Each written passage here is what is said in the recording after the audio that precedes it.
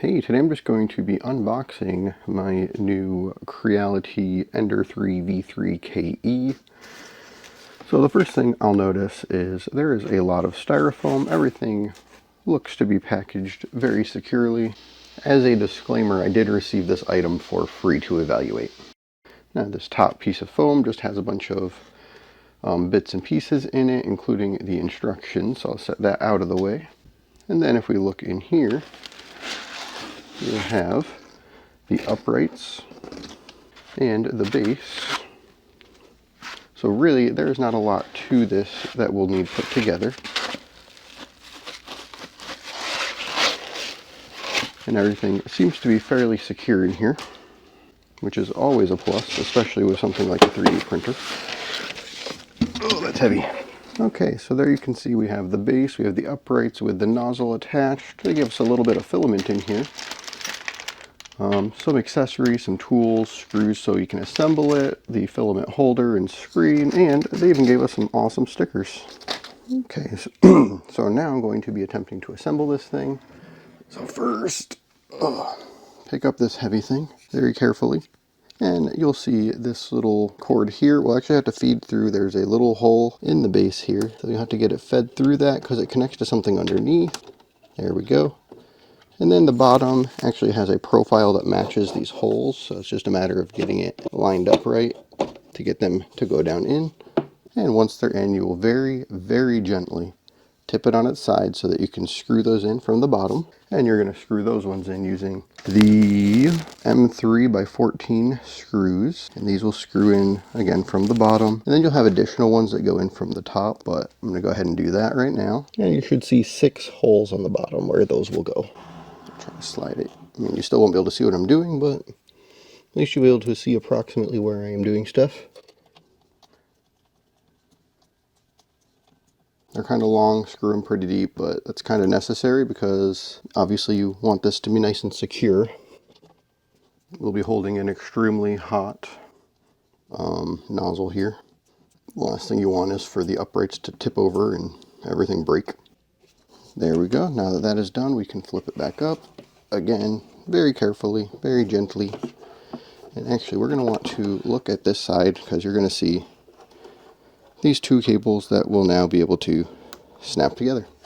Now we want to use some M3 by 8 screws, and they only go in the back of one of the sides, which would make sense because the left side has a motor over there.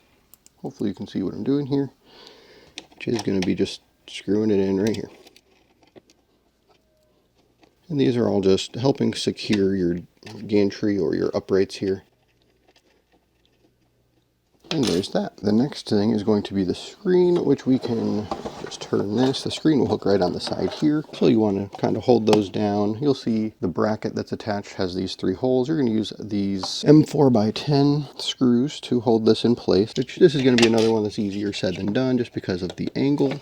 Stuff like this is a little hard for people with large hands. Actually, I might just tip this to make this easier, because I can always readjust things as needed to get it re-leveled and whatever. It's going to have to do that anyway since it's new out of the box. And one more screw.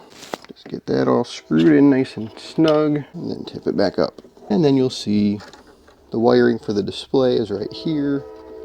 And the port for it is on the bottom of the machine. And there's only one way it can clip in, so you'll just get it clipped in. Okay, the next thing we install is going to be this bracket here, and you're just going to use 2 of the M5 by 8 screws.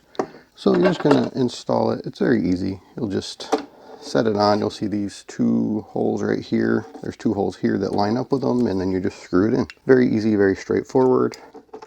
This thing hanging down in the front is what you actually will feed your filament through, and it will detect if your filament breaks or runs out. You'll notice the little arrow on it, which just kind of tells you which direction your filament should be going. And then you can attach this. There's a little clip spot right there, so just clip it right in, and you are now good to go. Now you'll notice this little hole here, and you have this, which is just a threaded cover on it. You'll feed this through the back and screw that on, and that's actually just going to be your filament holder. Okay, now you're going to want to turn the unit around and you're going to look right here to make sure that you're set to the right voltage for your country. Okay, so now what I'm doing is just taking this ribbon cable from the side here, getting it right in. There's a little clamp here and there's a markings on it to show you where you should have that. And then you're going to want to attach your stepper motor cable. And then this one is actually going to go, it's hard to see, but it actually hooks into, on the other side of this is a place for the ribbon cable, and it can only go in one way. There are clips here that should help secure it. Okay, for this part, I'm going to turn this around again.